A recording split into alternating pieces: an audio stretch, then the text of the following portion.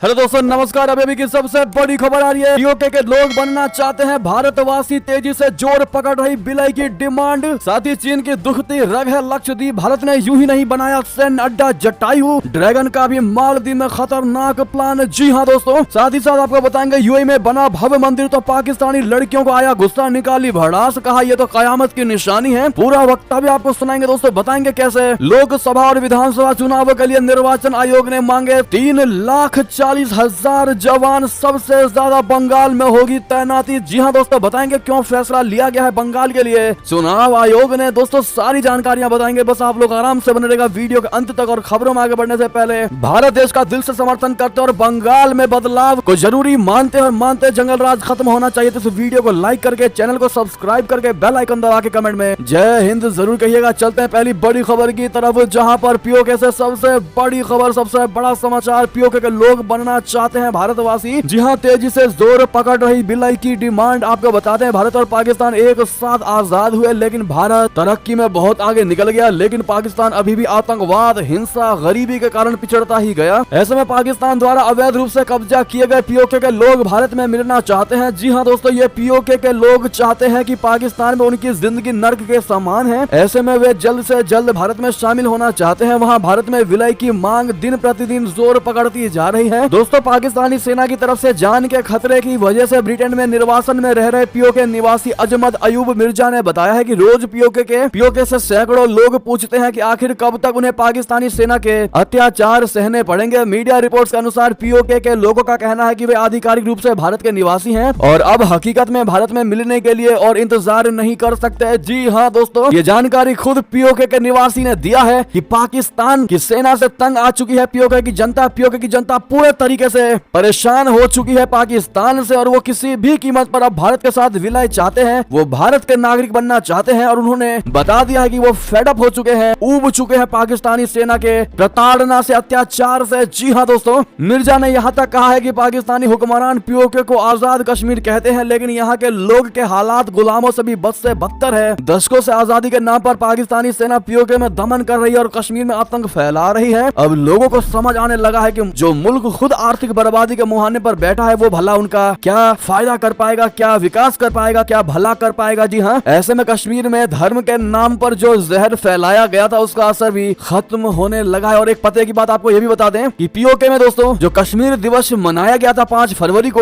उसमें पीओके की जनता जो कभी बहुत अधिक मात्रा में शामिल हुआ करती थी, इस बार उसका 1% भी जनता शामिल नहीं हुई। यानी कि वो जनता चाहती है पीओके की वो भारत में शामिल हो। ऐसे अगर आप भी मानते हैं कि लोकसभा चुनाव से पहले मोदी सरकार को कोई बहुत बड़ा कदम उठाना चाहिए पीओके को लेकर, तो अपनी राय अवश्य दीजिएगा। साथ ही साथ देखते हैं क्या कहती है भारत की जनता। अगली खबर आपको बता दें, आखिर चीन की दुखती रग है लक्षद्वीप। भारत ने यूं ही नहीं बनाया सैन्य अड्डा जटायु, तो उधर ड्रैगन भी मालदीव में बना रहा है खतरनाक प्लान। आपको बता दें, मालदीव में मोदी सरकार के आने के बाद भारत के साथ तनाव बढ़ता ही जा रहा है। श्रीलंका के मना करने के बाद मालदीव ने चीन के जासूसी जहाज को अपने यहाँ रुकने की अनुमति दी है। इस बीच भारत ने भी सख्त संकेत देते हुए मालदीव से मात्र 524 किलोमीटर दूर बसे अपने मिनी कोय द्वीप पर नेवल बेस INS जटायु बनाया है। भारत लक्षद्वीप के आगाती और मिनी कोय द्वीपों पर एयरबेस बनाने का प्लान है, ताकि अपने समुद्री इलाकों को सुरक्षित किया जा सके। भारत और मालदीव के बीच समुद्री सीमा को लेकर भी मतभेद है और चीन समर्थक मुइज़ सरकार के आने के बाद इसके और बढ़ने की आशंका है। भारत ने एक कदम ऐसे समय पर उठाया है जब चीन मालदीव के एक द्वीप पर समुद्री जासूसी केंद्र बनाने की योजना पर काम कर रहा है। मालदीव की सरकार ने हाल ही में चीन के साथ कई गोपनीय समझौतों पर हस्ताक्षर किया है और वो उसकी जानकारी नहीं दे रही है। यही वजह है कि भारत अब सतर्क हो गया है। मोदी सरकार ने लक्षद्वीप में नेवल बेस बनाने का ऐलान कर दिया है। जी हाँ, तो वहीं आपको बता दें भारत के रक्षा मंत्री राजनाथ सिंह 15 युद्धपोतों के साथ 4 मार्च को मिनी कोय द्वीप जा रहे हैं, जहां पर वो नौसेना बेस का उद्घाटन करेंगे। इन युद्धपोतों में भारत के 2 विमान वाहक पोत INS विक्रमादित्य और INS विक्रांत भी शामिल है। जी हाँ दोस्तों, ऐसे में भारत की सेना को ऑल द बेस्ट कहना मत भूलिएगा। और मोदी सरकार के इस कदम की क्या आप सराहना करेंगे दोस्तों? लिखकर अवश्य बताएगा, क्योंकि भारत अब इतना आगे निकल चुका है कि उसको पता है कि किसका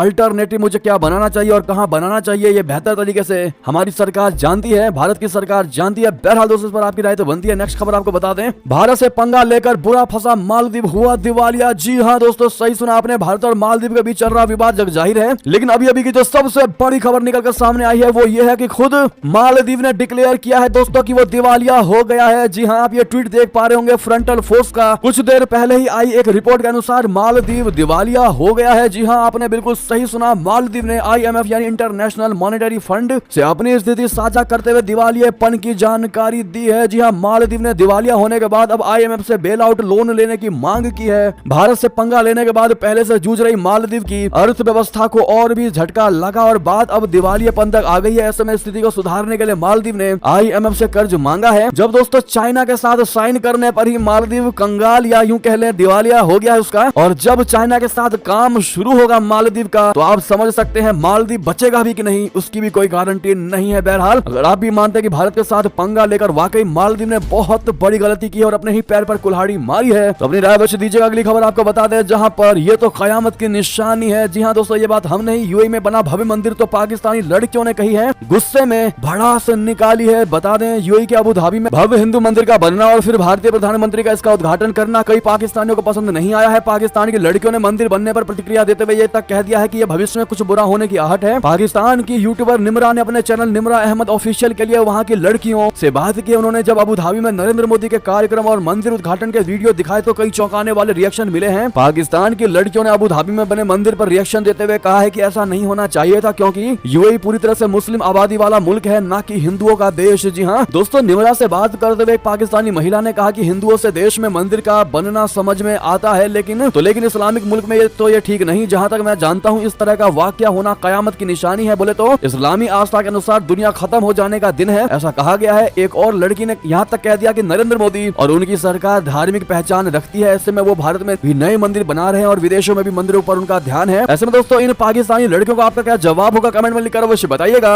जिनके अंदर वाकई में मंदिर को देखकर बौखलाहट पैदा हुई है ऐसा लग रहा है। अगली खबर आपको बता दें, लेकिन कमेंट में जय श्री राम कहना मत भूलिएगा। बात करें खबर की, जहां आखिर कतर ने पूर्व नेवी अफसरों की रिहाई क्यों की, अमेरिकी मैगजीन ने उछाली इजराइल से जुड़ी थ्योरी। जी हाँ, कतर ने हाल ही में जासूसी के आरोप में गिरफ्तार किए गए भारत के 8 पूर्व नौसैनिकों को रिहा कर दिया। जैसा कि आप सभी जानते हैं, अगस्त 2022 में उन पर आरोप लगा था कि उन्होंने कतर स्थित फर्म देहरा ग्लोबल की सीक्रेट इजराइल को लीक की है। हालांकि इस मामले का विवरण सार्वजनिक नहीं किया गया और उन्हें गिरफ्तार कर लिया गया। देहरा ग्लोबल इटली की पनडुब्बियों के अधिग्रहण पर कतर की सरकार को सलाह देने का काम करती है और सभी भारतीय पूर्व नौसैनिक इसी फर्म के लिए काम करते थे। संवेदनशील फर्म में काम करने वाले भारतीयों को जब गिरफ्तार किया गया तो फाइनेंशियल टाइम्स ने अपनी रिपोर्ट में कहा कि कतर के अधिकारियों ने उन्हें इसलिए गिरफ्तार किया गया क्योंकि उन पर कतर के नए पनडुब्बी प्रोग्राम की जानकारी इजराइल की खुफिया विभाग को देने का शक था। रिपोर्ट में दोस्तों लिखा गया कि भारत और कतर के बीच हालिया विवाद दिखाता है कि मध्य पूर्व के देश, खासकर अरब देश, भारत और इजराइल के संबंधों को लेकर संवेदनशील हैं। खासकर भारत और इजराइल के बीच जो सैन्य सहयोग है उसको लेकर इजराइल को लेकर भारत के रुख में लचीलापन और भारतीय कैदियों की रिहाई की टाइमिंग बताती है कि कतर, जो कि हमास के नेताओं की मेजबानी करता आया है, भारत के रुख से काफी खुश है। भारत कतर के बीच का विवाद और फिर उसका समाधान दिखाता है कि इजराइल के साथ भारत के संबंध दूसरे क्षेत्रीय देशों के साथ उसकी साझेदारी को गंभीर तरीके से प्रभावित कर सकते हैं। जी हाँ दोस्तों, यही कारण अमेरिकी मैगजीन ने बताया है कि कतर ने पूर्व भारतीय अफसरों को रिहाई किया है। साथ ही साथ अगली खबर बता दें, माफी मांग लो इमरान खान और कहो दोबारा ऐसा नहीं करूंगा, दोबारा ऐसा नहीं होगा। शर्त रखकर इमरान खान को पाकिस्तानी सेना ने दिया पीएम बनने का ऑफर। जी हाँ दोस्तों, सही सुना आपने। पाकिस्तान में चुनाव के नतीजे आने के बाद करीब एक सप्ताह का वक्त बीत चुका है, लेकिन अब तक सरकार का गठन नहीं हुआ है। एक तरफ नवाज शरीफ की पार्टी पाकिस्तान मुस्लिम लीग नवाज ने शहबाज शरीफ को कुर्सी पर बैठाने की तैयारी कर ली है, तो वहीं इमरान खान की पार्टी पीटीआई ने उमर अयूब को अपना पीएम कैंडिडेट बना दिया है। इमरान खान की पार्टी को इस बार सिंबल नहीं मिला था, इसके चलते उसने निर्दलीय उम्मीदवारों को समर्थन दिया था, जिनमें से 93 ने जीत हासिल की है और ये सबसे बड़ा आंकड़ा है। जबकि दूसरे नंबर पर नवाज शरीफ की पार्टी है, जिसने 75 सीटों पर विजयी पाई है। अगली खबर बता दें, उत्तर प्रदेश एसटीएफ ने टाइमर बम के साथ 2 युवकों को किया गिरफ्तार। मुजफ्फरनगर दंगों से भी जुड़े हैं इनके तार। बता दें, उत्तर प्रदेश की स्पेशल टास्क फोर्स को एक बहुत बड़ी सफलता हाथ लगी है। एसटीएफ ने 2 युवकों के साथ टाइमर बम के साथ इनको गिरफ्तार किया है। आरोपी युवक में से एक का नाम जावेद बताया जा रहा है। जावेद के पास से 4 टाइमर बम बरामद किए गए हैं। वहीं अब एसटीएफ और इंटेलिजेंस ब्यूरो के अधिकारी गिरफ्तार युवकों से पूछताछ कर रहे हैं। इन दोनों युवकों का कनेक्शन मुजफ्फरनगर दंगों से भी जुड़ा बताया जा रहा है। जानकारी के मुताबिक इन दोनों आरोपियों ने मुजफ्फरनगर दंगों के दौरान बम बनाकर बांटने का काम किया था। जी हाँ, इन युवकों के पास बरामद